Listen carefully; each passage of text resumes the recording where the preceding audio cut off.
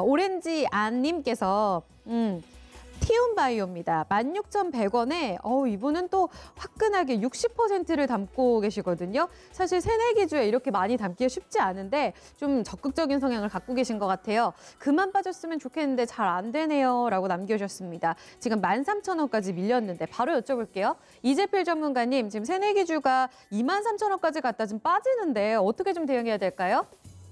네, 조금 지금 60%씩이나 실어 놓으셔서 좀 답답하실 것 같은데요. 저도 마찬가지로 우리 시청자님하고 같이 좀 답답한 심정입니다. 자, 요 티움바이오 같은 경우는 저 SK케미칼에서 좀 신약 연구하던 그 개발을 이끌던 자, 김태훈 대표이사가 설립한 회사인데요. 뭐 혈우병이나 뭐 폐섬유증, 자, 요런 것들 치료제를 개발에 집중했는데, 자, 이런 부분들은 뭐좀저 기업 내용 같은 경우는 좀 살펴보시면 좋을 것 같고요. 자, 일단 주가 움직임 측면에서만 좀 말씀드리겠습니다. 자, 요게 1월 상장한 지가 얼마 안 됐죠. 11월 22일 날 상장했습니다. 그러면 저 수급적인 요인을 한번 살펴보자고요.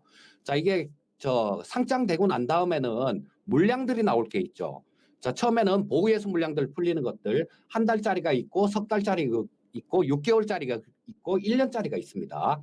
그런데 자, 거의 보통 보면 저 그전에 상장되기 전에 이 회사가 정말 새내기 때 그럴 때 투자한 기업들 같은 경우는 뭐 창투사 같은 경우가 대표적인 그런 예가 되겠죠.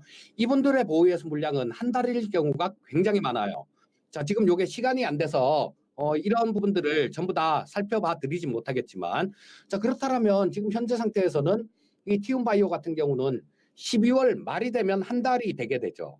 그렇게 되면 시간이 가면 갈수록 그리고 또 이 보호예수가 풀리게 되면 시장에서 좀 그 보호예수 물량들 매물 압박을 받을 수가 있어요. 더군다나 이 티움바이오가 공모가보다 저 아래에 있다면 모르겠는데요.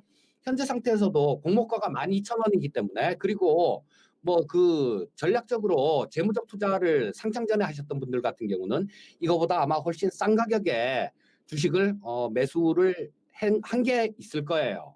자, 그렇다면 수급적인 요인들이 상당히 좀 안 좋다라고 봐야 되겠죠.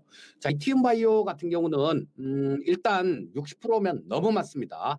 너무 많고 자, 최소한 이 30%도 많아요. 지금 현재 상태. 뭐 수급 요인을 본다라면 향후에 보유예수 물량들 풀릴 것들 이런 것들이 있기 때문에 30%도 많으니까 일단 저 한 50% 정도는 매도하세요.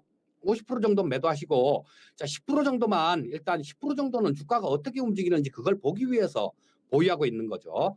자, 일단 정리를 하시고 10% 정도 보유하시면서 이게 바닥을 완전히 좀 다지는 모습이 나와야 돼요. 그 다지는 모습은 공모가보다 밑에서 다질 수도 있고요.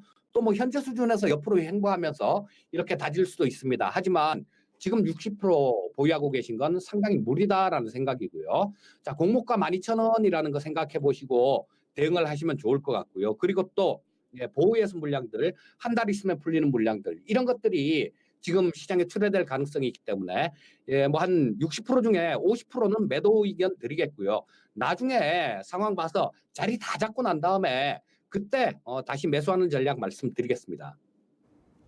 지금 쉽진 않은 타이밍이네요.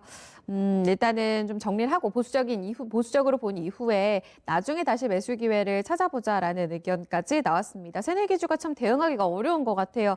오렌지 안님, 오늘 진단 다시 한번 참고해 보시면서 잘 결정을 내려주시기 바랍니다.